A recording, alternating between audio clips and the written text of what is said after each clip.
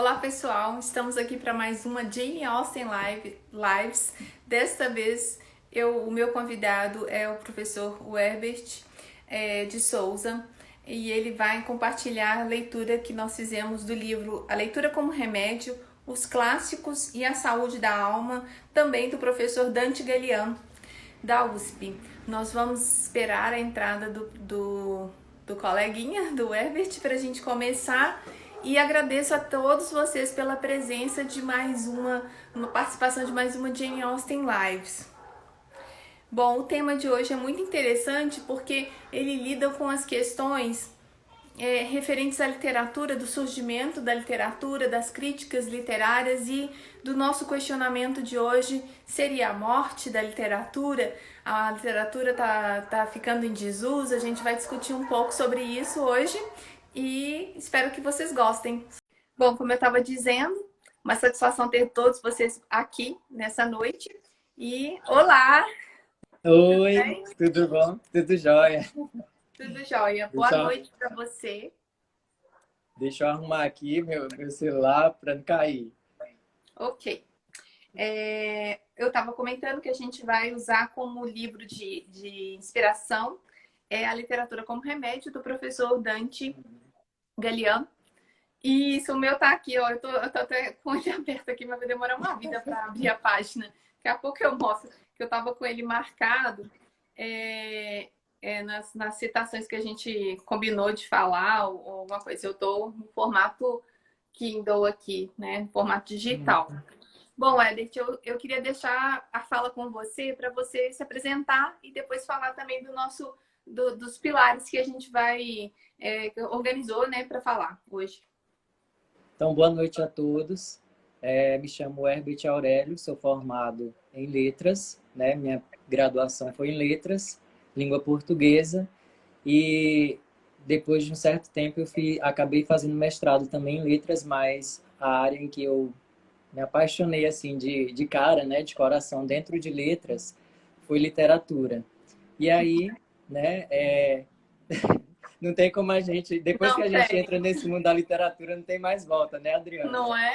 Então, eu me apaixonei pela literatura, gente, e aí, mais recentemente, né, o professor Dante Galian, o autor aqui do livro A Literatura como Remédio, ele produziu um livro fantástico para trabalhar essa questão da literatura, e eu me senti um pouco incomodado, né, pelo que ele descreve, pelo que ele trabalha, porque eu estava até conversando nos bastidores com a Adriana que a literatura ela não é muito valorizada, né, nos dias de hoje. As pessoas a tratam, né, como se não fosse, como se não fizesse sentido, como se não funcionasse para nada, né?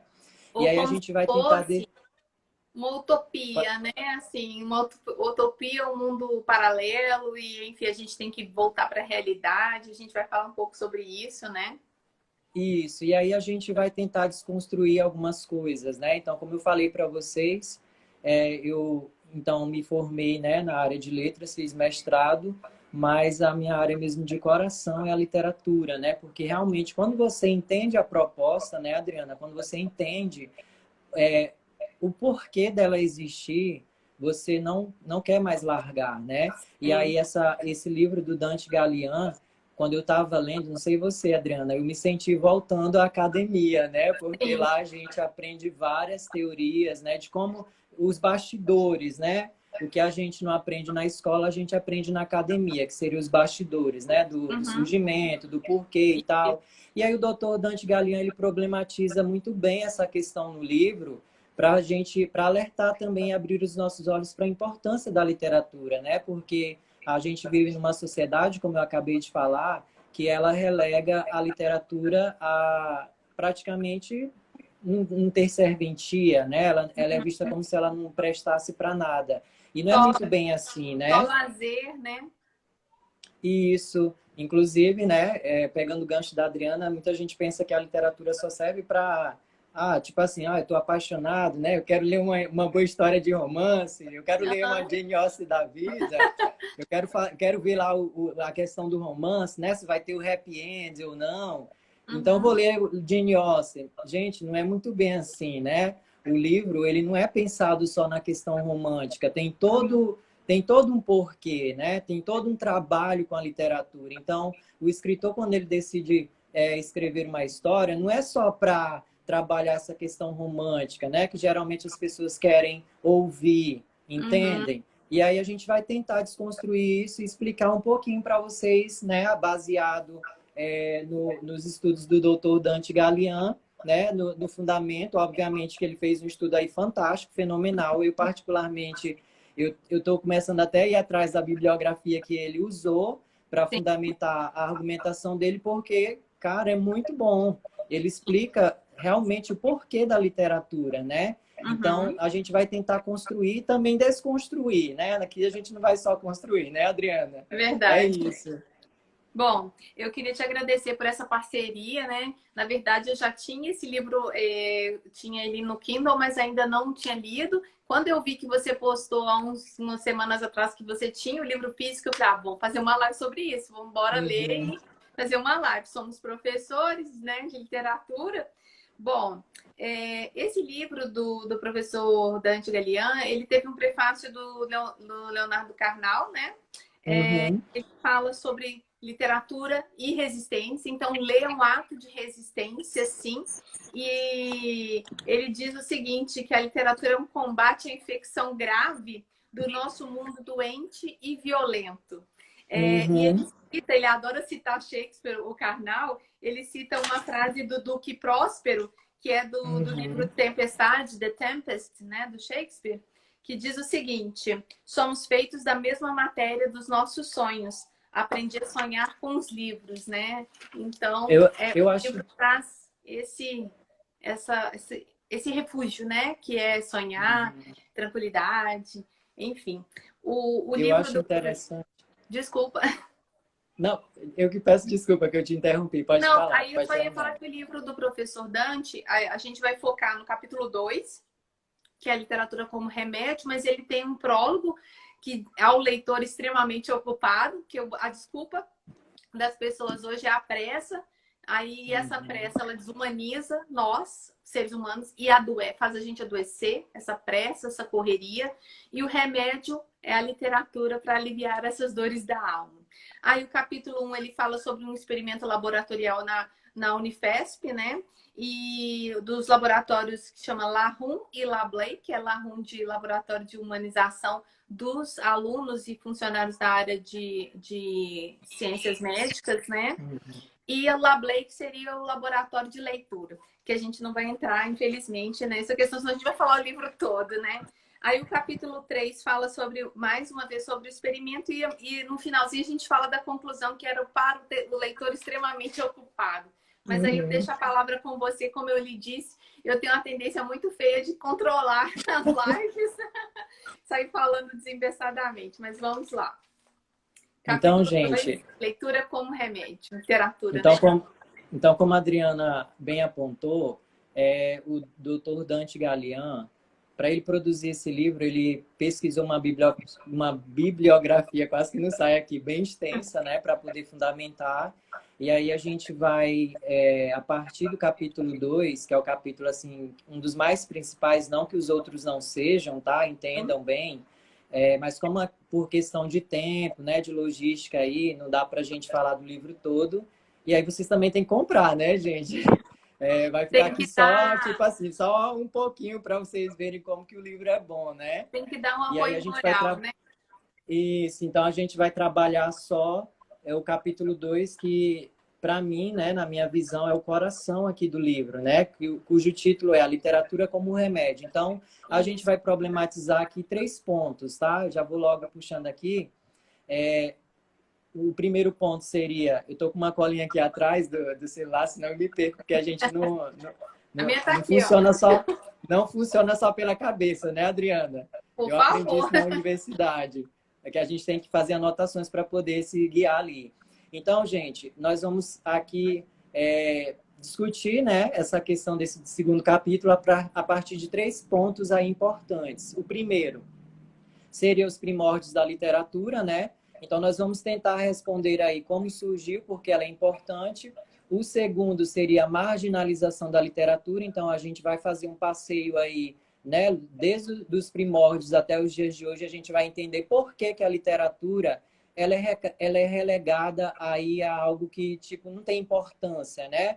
Então, acompanhe cada detalhe, cada explicação que a gente vai dando, vocês vão entender por que que a literatura hoje ela era importante, viu, no passado, já vou puxando aqui algumas coisas, mas por que que ela perdeu esse valor? Vocês vão entender pela explicação que a gente vai fazendo e a partir também da bibliografia, né, maravilhosa que o Sim. Dr. Dante Gallian ele usou aí para poder fundamentar. Então, também o que é que eu quero que vocês entendam? O que a gente vai falar aqui está fundamentado nele, ele se fundamentou em outras pessoas, viu? Então, tipo assim, ele não tirou da cabeça dele, tá? E às vezes a gente vai falando aqui... A gente não faz doutorado só de fazer disciplina, né? Isso, exatamente. A gente tem que correr atrás, né? Tem que pesquisar, tem que ver o que fulano falou, em quem que ele se fundamentou também para poder a gente ter respaldo, né? Porque a gente não pode falar assim, tipo, deu na minha cabeça, eu vou falar. Não, não é assim que funciona, tá, gente? Então, o segundo ponto vai ser esse, a marginalização da literatura. E o último seria a literatura como remédio, né? Por que que, mais ou menos, o doutor Dante Gallian trouxe esse título? A gente vai problematizar, vai tentar explicar e vocês vão entender. Então, prestem bastante atenção, vão ligando aí os pontos, né? Às vezes, quando eu estou falando, eu vou fazendo muito brainstorming, então você precisa ir ligando os pontos, senão você não entende, tá? Mas eu acho que vai dar para entender aqui, tá? Sim. Beleza? Então, eu vou dar o pontapé inicial. Pode ir lá. É as narrativas. A partir das narrativas, quer seja oral ou escritas, a literatura teve seu papel na história das civilizações. Então, ele começa com esse percurso histórico, né? Da literatura ali nas civilizações mais antigas e tal. Ele diz que era o elemento central na estruturação da cultura, das sociedades e na formação dos indivíduos. E aí ele chama a primeira cultura que ele chama ali para o texto dele é a grega, que é a cultura helênica, né? Que era a partir do exemplo, né? Aprendi o que era o ser humano e eficácia igual a exemplo. Então, os textos eram mais para dar exemplo de conduta, né, e moral, possivelmente, para que os gregos seguissem uma democracia, inclusive, né? Assim, talvez a literatura seja anterior a estabelecimento de uma democracia na Grécia, mas tem tudo a ver. E aí, você tem outros povos aí, né? Na sua colinha também.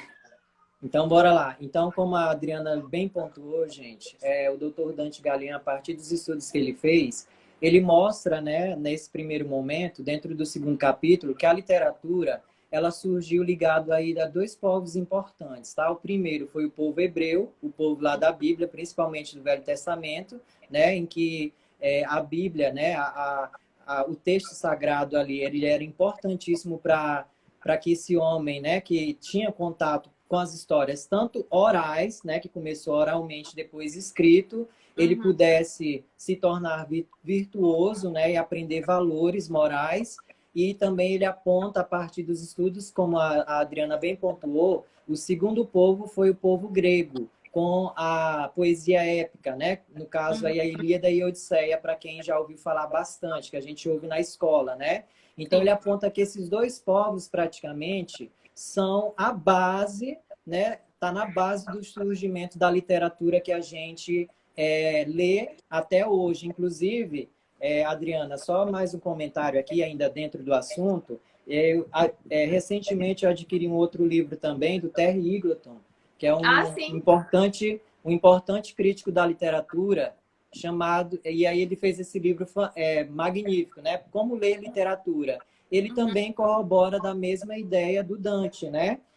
Ele mostra que toda a literatura ela tem ligação. E aí ele vai mostrar também que para você entender alguns textos, né, algumas histórias, alguns aspectos aí das histórias em que nós vamos lendo, tem ligação com a Bíblia e tem ligação com os poemas épicos, de uma certa forma. Aí você tem que ler para você ver como é que ele faz essa análise, tá, gente? Não dá para a gente abordar isso aqui, mas eu vou pontuar essa situação que é a mais importante para vocês entenderem aí o surgimento e a base do que fez surgir a literatura como a gente conhece hoje, tá? Pode falar, Sim, Adriana. porque essas duas culturas, né, o grego e o judaica, elas estavam pautadas na formação do indivíduo pelo exemplo. Então, era uma espécie de Uhum, pedagogia, né? uhum, Transmitindo através de textos sagrados ou textos clássicos, né? Essa questão do exemplo. Só que aí, eu não sei se eu estou avançando, aí a gente pula para um outro momento que o pulo, né, que dá o salto que dá da literatura como exemplo e vai mais para conceito, que aí já é a marginalização da literatura num sentido bem negativo, né, do meu ponto de vista. isso. Isso. Então, Eu só vou pontuar mais algumas coisas aqui, Adriana, aí já já eu entro no segundo, tá. tá bom? Pode ser? É porque tem ainda algumas coisas aqui interessantes, né? Então, como a Adriana apontou, gente, se você me permitir, claro, tá? Ah, não, vou discutir, O que que ficar à acontece? vontade. Como a Adriana ela bem pontuou, então, o que que acontece?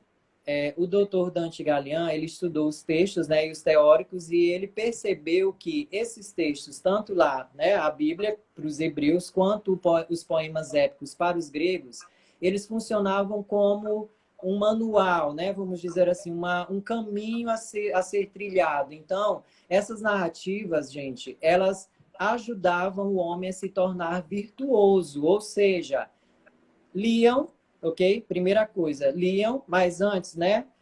Voltando um pouquinho antes. Como não se tinha ainda um acesso, em determinado tempo da história, acesso à escrita, ouviam muito, né? Porque as histórias elas eram orais, elas eram contadas, isso ia passando de pai para filho, e aí, através desse ensinamento, ia se aprendendo valores. E aí, depois, com o tempo que veio a escrita, né? Que veio ali eu acho que é copistas, eu não lembro o nome, aqueles que escreviam, né? Eu não lembro aqui o nome.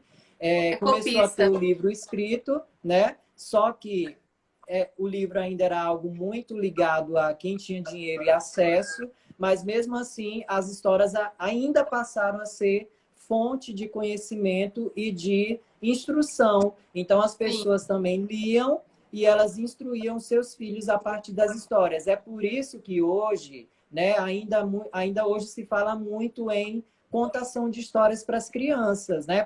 Porque vocês já pararam para pensar por que a criança ela precisa ouvir histórias na infância? Porque vem daí, né? Então, esses textos eles eram contados, né, oralmente, e aí, à medida que era contado ali de pai para filho, né, passando ou através só da oralidade ou através da leitura, né, quando o menino adquiria a leitura, ele ia se instruindo e aprendendo. Então, ele mostra que a literatura, então, nesse primórdio aí, ela era passada dessa forma, entende? E aí o interessante é que funcionava, viu? Entendam esse ponto agora, vou deixar mais claro. Funcionava como uma escola, né? uhum, Porque a escola, mais recentemente, como a gente conhece, né, como todo mundo se juntando ali num espaço com o professor, é uma coisa mais para cá, né? Depois ali eu acho até que da Revolução Industrial para cá. Mas sim, antes não era assim, entendem? E aí ele mostra que era através dessa forma que as pessoas elas se instruíam. E aí, né, entra essa questão da pedagogia do exemplo que a Adriana já citou, que o Dante fala, né? Então, as pessoas ali, elas iam aprendendo com exemplo. Os filhos aprendiam com os pais e os pais tinham acesso a esses textos, entende? sim. Ou oralmente ou através da leitura. Quer Uhum. comentar alguma coisa, Adriana? Pode comentar. Para eu ver Não, aqui mais. tranquilo. Inclusive, a gente foi bem, até o termo cai muito bem, catequizado isso na primeira infância lá, para quem é mais velho, né, quem é adulto, porque a gente frequentava a igreja, era tudo sermão oral, a gente não ficava abrindo a Bíblia Uhum, tanto quanto os evangélicos fazem, né? Mas assim, como o meu lar era católico, então a gente era tudo do ouvido. As histórias que eu conheço de Jesus é tudo do ouvido, de ouvir, né? uhum, eu também acho que é interessante observar que essa contação ela é importante até para desenvolvimento da criatividade. A gente está aqui conversando, vocês não estão ouvindo, mas lá fora tem 3 menininhas brincando no jardim ali do meu vizinho e elas estão contando altas histórias. E de vez em quando eu ouço, né, a conversa delas, eu descubro o que elas estão assistindo e elas são agentes, tipo agente secreto, assim, altas histórias que elas criam no jardim. E isso é a partir de Inclusive, quê? né? Da Inclusive, contação. Adriano, inclusive, você tocou num outro ponto importante, né, para discussão. Não sei se até se eu tinha colocado aqui no meu esquema aqui de para eu não me perder. Mas Aham, você falou da contação. Por que que eu estou sim. apontando isso já, gente? Porque nós, como seres humanos, qual é a ideia que eu quero que vocês já entendam a partir da discussão dos outros pontos que nós vamos levantar? Nós não conseguimos viver sem contar histórias, sem narrar. Mesmo que não Uhum, sejam as histórias de livros, mas a gente está contando o tempo todo. Daí a importância da literatura, que a gente vê que hoje é relegada a segundo plano, né? Ou até, em alguns casos piores, a terceiro plano, como se não prestasse para nada, mas não é muito bem assim. Então, a gente uhum. também está aqui para desconstruir algumas ideias que essa sociedade capitalista ela acaba implantando na nossa mente, né, dizendo que a literatura não serve para nada, mas ela serve sim. Vocês vão ver Sim, aqui pela discussão que nós vamos fazer, tá? tá. Eu queria só pegar o gancho rapidinho da Cris, que Uhum. mencionou aí. Esse livro Pode aqui a falar. gente vai falar, perdão, filho.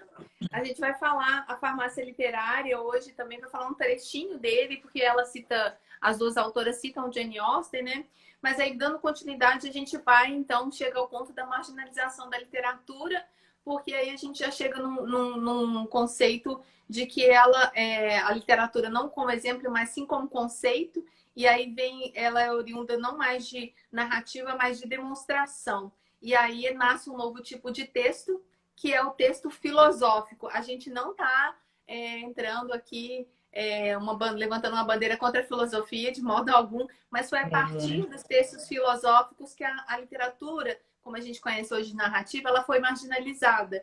Porque aí ela entra também uma questão muito recorrente daquela época, de associar a contação de histórias como algo mais frívolo em relação aos debates filosóficos, né? Uhum. Pode continuar, que eu acho que você está mais Então, afiado. tá bom. Então, como a Adriana apontou, gente, o segundo ponto aqui que a gente vai discutir se chama marginalização da literatura, ou seja, a relegação da literatura como se ela não funcionasse, não prestasse, e por aí vai, tá? O que que acontece? Então, pelo estudo aqui do Dr. Dante Gallian, ele mostra que há dois vilões aí que, tipo assim, solaparam, né, esse valor da literatura, dizendo que a literatura não prestava, que era só para você era só história para boi dormir, por aí vai. Aquela lenga-lenga toda que a gente conhece hoje, Sim. tá? Que inclusive vai passando aí de geração e parece que nunca acaba. Então, ele mostra que os dois vilões, um deles é a filosofia, né? E o segundo seria a ciência. Eu diria que o pior dos dois é a ciência. Vocês vão entender por quê pela explicação que eu vou dar, tá? Então, vamos começar pela filosofia.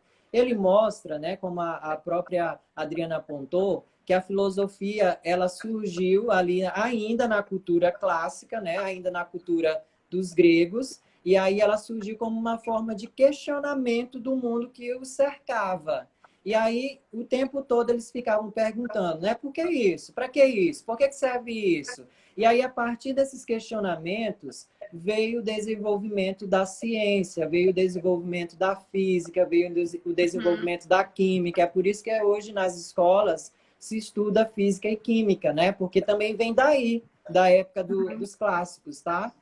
Então, um gerou o outro, né? A Sim. filosofia gerou a ciência e a ciência, ela matou a literatura. Vocês vão entender mais com mais detalhes por outros pontos que a gente vai levantando aqui, tá? Uhum. E aí os verbos, né, que fazem parte dessa filosofia e dessa ciência, é, vilãs, né, ou assassinas, vou usar aqui assassinas entre aspas, tá, gente? Porque como a Adriana falou, também não estou aqui demonizando a filosofia e, ciência, e a ciência. Muito pelo contrário, a gente sabe que a gente precisa dela, né? Ainda mais nessa época da pandemia, entende? Não é Sim. isso.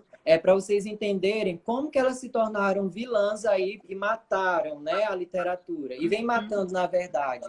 Então, elas propõem o surgimento aí de verbos que praticamente até na academia é cobrado, né? Então, quais são os verbos? Verbos no infinitivo. Então, um cientista, um filósofo, ele quer que você pesquise, né? Pesquisar, vou usar no infinitivo, pesquisar, perscrutar, é uma palavra aí difícil de falar, inquirir, analisar, observar. Então, todos esses verbos, eles surgiram a partir do desenvolvimento dessa filosofia que gerou a ciência, e a ciência matou e vem matando a literatura, entende? É mais ou menos isso, tá? E aí ele aponta que a pedagogia do exemplo, como a gente citou lá no primeiro ponto, em que as pessoas elas liam os textos e elas aprendiam e elas iam tendo ali a formação, né, do caráter, da moralidade, essa pedagogia ela foi morrendo, ela foi sendo deixada de lado porque a ciência, ela pelo espaço, né, que ela ganhou, as pessoas notaram que ela se tornou mais importante. Até porque, se a gente for analisar de uma forma racional, né, nesse mundo capitalista em que a gente vive, realmente ela tem um poder muito grande, né? Através da ciência que você cura doenças, é através da ciência que você desenvolve tecnologia, você desenvolve, entre outras situações, né? Entende? Veículos e por aí vai. Entende? Pode falar, Adriana. O que eu queria Enquanto eu bebo dizer uma água aqui. é que, enquanto as ciências exatas e naturais, lá no começo do século XX, elas eram as preponderantes, porque tentavam responder essas perguntas do porquê, onde, como, né? As perguntas da academia, as ciências humanas e sociais, elas também se impunham como meios legítimos e autorizados do conhecimento. Aí a literatura ela era vista, e ainda até hoje, porque as aulas de exatas são mais importantes nos cursinhos do que as de humanas, né? A gente tem essa distorção aí do que é conhecimento partindo só dos modelos clássicos aí de ciência, que seriam as ciências exatas, né? E nós somos Isso, cientistas da linguagem, né? Também, quando a gente isso, leciona alguma língua ou literatura. A gente está lidando ali com língua, né? E aí, isso.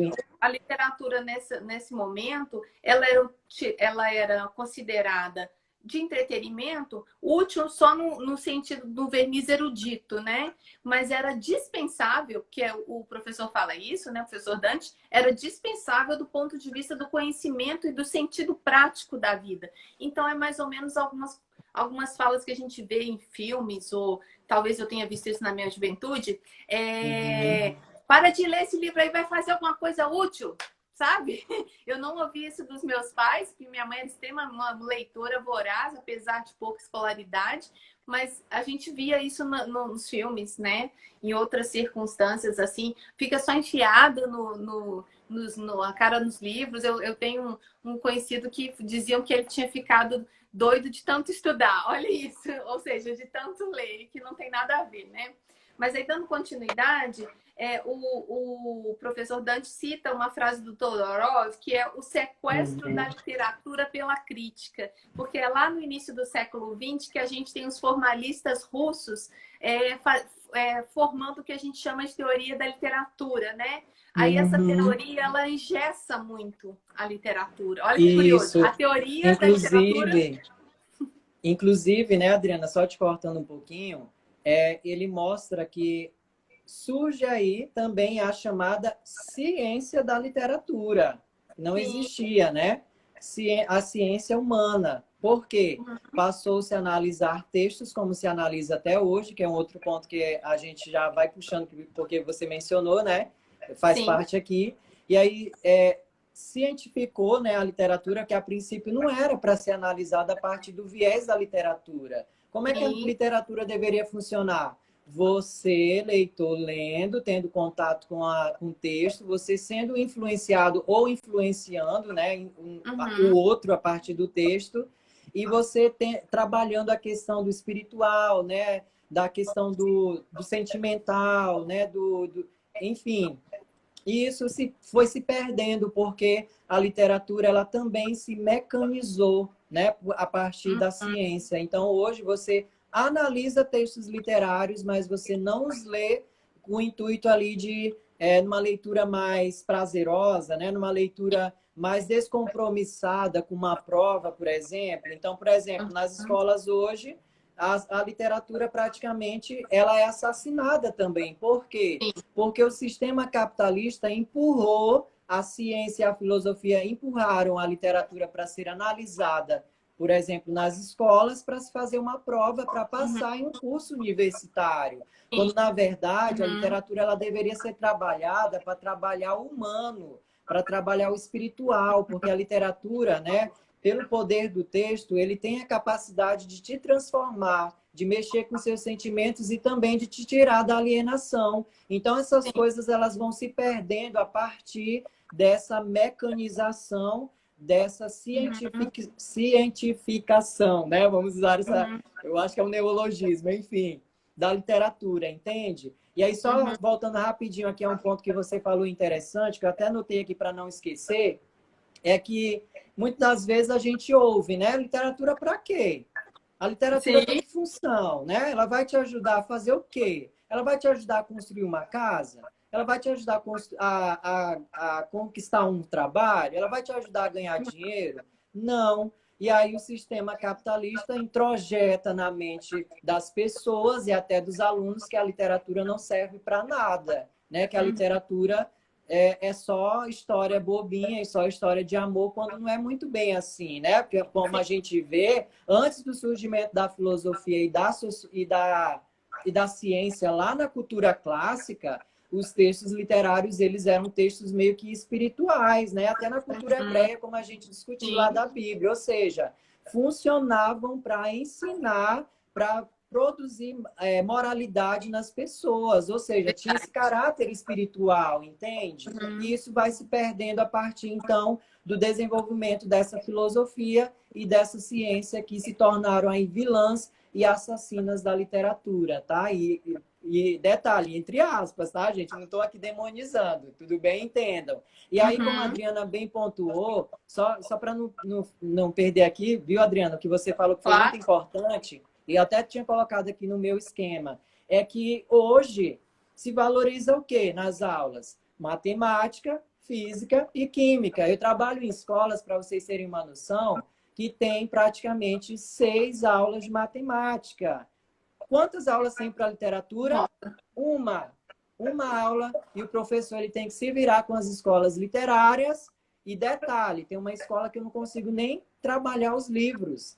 Você só Aham. trabalha resumo, entende? Uhum. Porque os alunos não leem, e aí, como só Uhum. tem uma aula, eu tenho que ficar preso ao livro, porque o sistema, ele esmaga, né? Ele te Uhum. coloca contra a parede e aí valoriza áreas como matemática, física e química, também não, nada contra, não demonizando. E aí, muitas Uhum. das vezes, só sobra uma aula para literatura, porque no mundo capitalista, né, na mentalidade de um capitalista, de um dono de escola, literatura para quê, né? Vai ajudar meu aluno a passar no vestibular? Vai fazer ele ganhar Sim. dinheiro?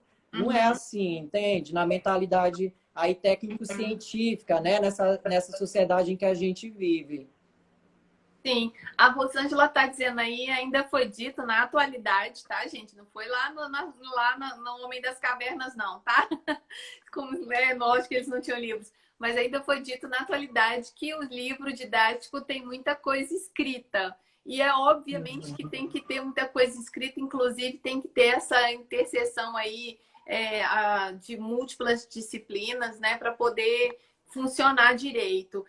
O que eu queria chamar a atenção que não sei se você tá a ponto de falar aí, é que essa questão de engessar a literatura meio que como uma ciência ali, né, na discussão, também não descartamos os formalistas russos lá da década de 1920, que eles Uhum. foram importantes, né, para a crítica literária, mas essa crítica literária, ela colocou a literatura como um patamar acima do homem comum. Então, o homem comum não é especialista, então ele não pode discutir Uhum. literatura. O que a gente vê hoje muito ainda, várias pessoas comentaram aí no chat, que a literatura ela tem um problema de que será que eu, porque eu sou professora de inglês, eu não posso falar de literatura? Sim, acabou que eu me tornei uma professora de inglês e literatura, né? Mas será que um professor Uhum. de física ou matemática não pode falar de literatura? Eu tenho uma dica, depois eu vou até deixar para vocês. Ele se chama Jacques Fuchs. Ele fala de literatura e matemática. É um mineiro daqui de Belo Horizonte e ele escreve. Agora ele é escritor, ele não é mais analista de sistemas. Formado em Harvard e tudo mais, mas ele deixou para essa área de computação para falar de literatura. E aí a gente sai dessa história do engessamento da literatura e volta só um pouquinho para o iluminismo, né? Uhum. Que é o século das luzes, que é aí que foi. Eles Inclusive, começaram a tratar a eu até literatura. coloquei esse ponto aqui que eu ia falar. Pode terminar. Eu Então, puxo vou dar o depois da pontapé para discussão. você aí desenvolver. Tá É bom, com então você bora aí, lá. vai que é a sua, Tafarel.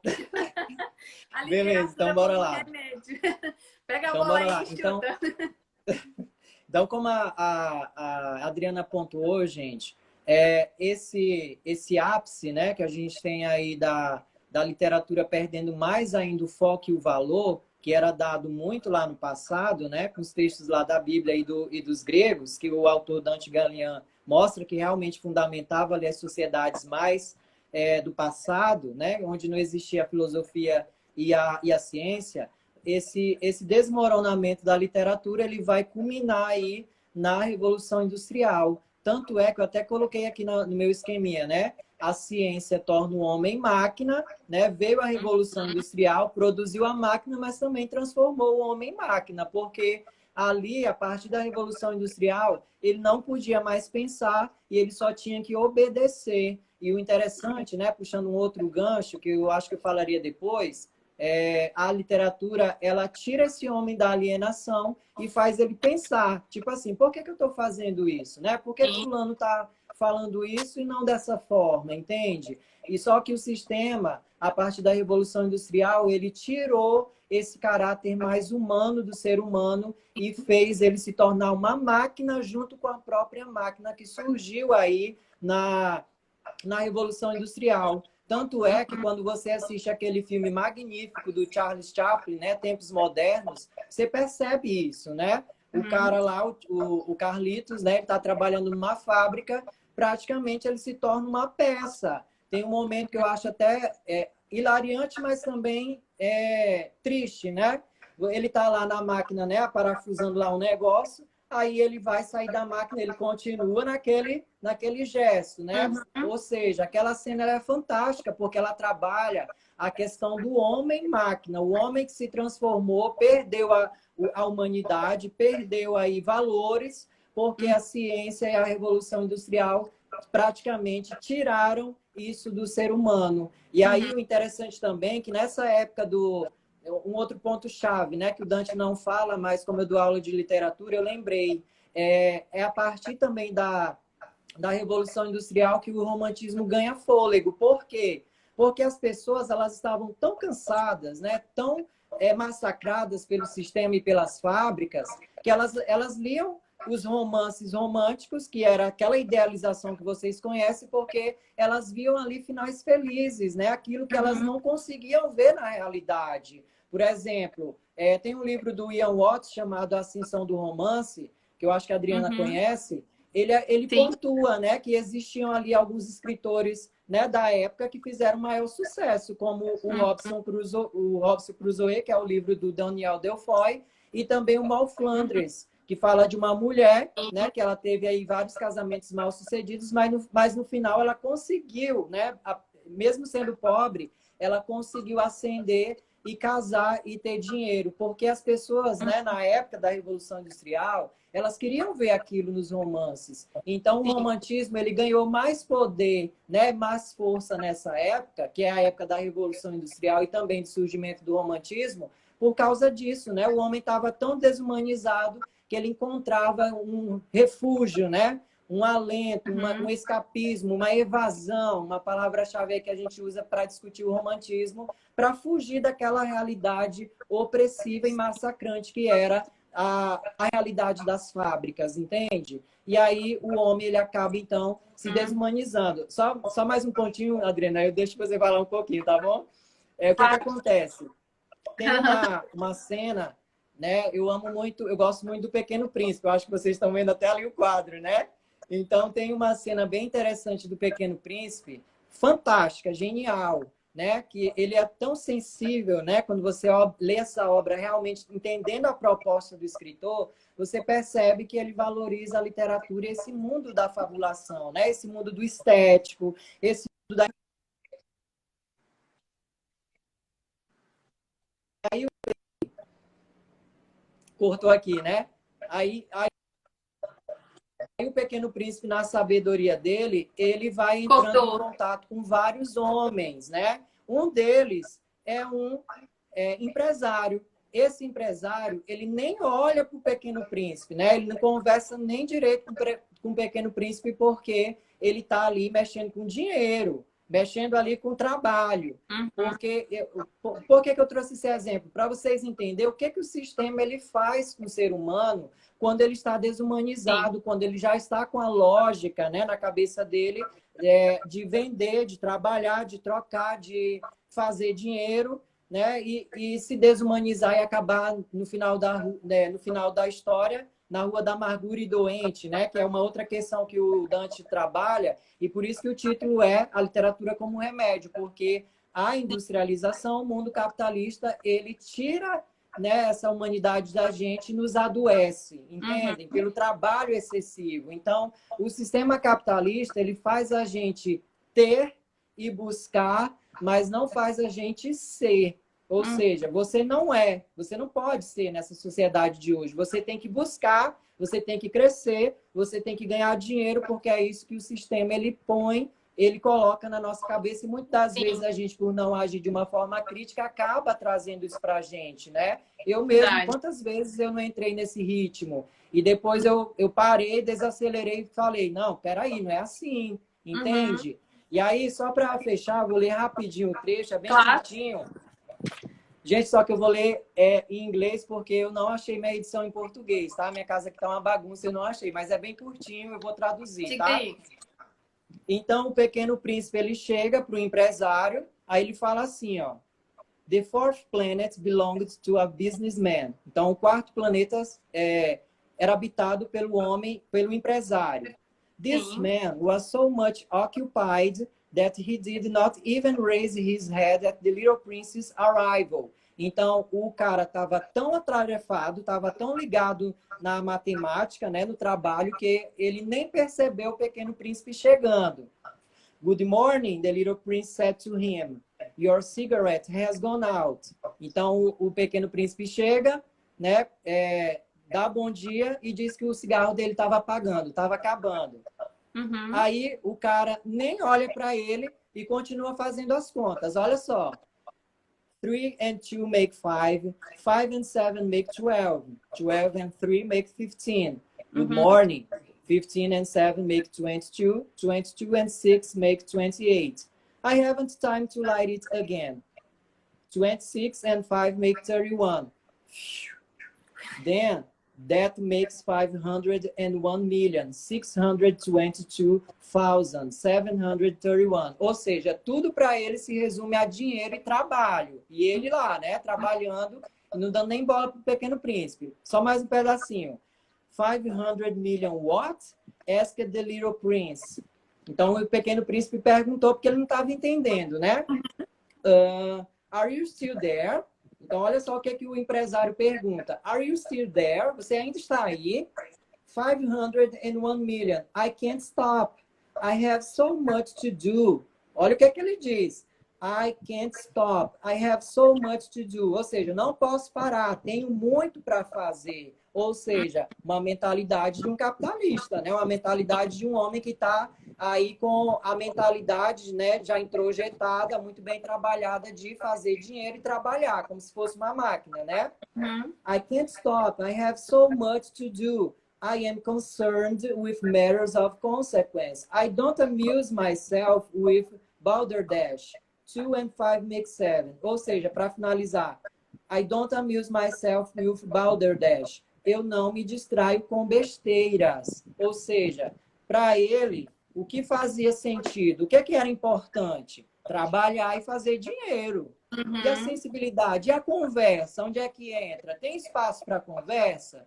No mundo capitalista, no mundo esse louco que a gente vive, não se tem esse tempo, Sim. entende? Uhum. Ler um livro é um horror para a sociedade de hoje, porque as pessoas dizem que não tem tempo. Hoje a gente tem tempo e tem muita gente que está querendo voltar para o trabalho louco, para a vida louca do capitalismo, entende? Sim. Uhum. E que Fala, vai Bruna, eu acho ser, que eu falei demais. que vai ser difícil voltar. Eu queria fazer uma proposta da gente encerrar essa live e começar outra, porque agora que a gente vai partir para a discussão de literatura é para quê? E aí a gente vai desenvolver um pouco, não vai dar para fazer em 15 minutos, que é o que falta para a gente encerrar essa live. Então eu peço encarecidamente que todos vocês retornem, é só o tempo de eu salvar essa live no IGTV da Jasbra, e aí a gente volta novamente, tudo bem? Ó, quem gostou, põe a mão aqui. Até logo, gente. Voltem, gente, por favor, ainda tem mais coisa aí para a gente discutir. Isso. Já já eu volto.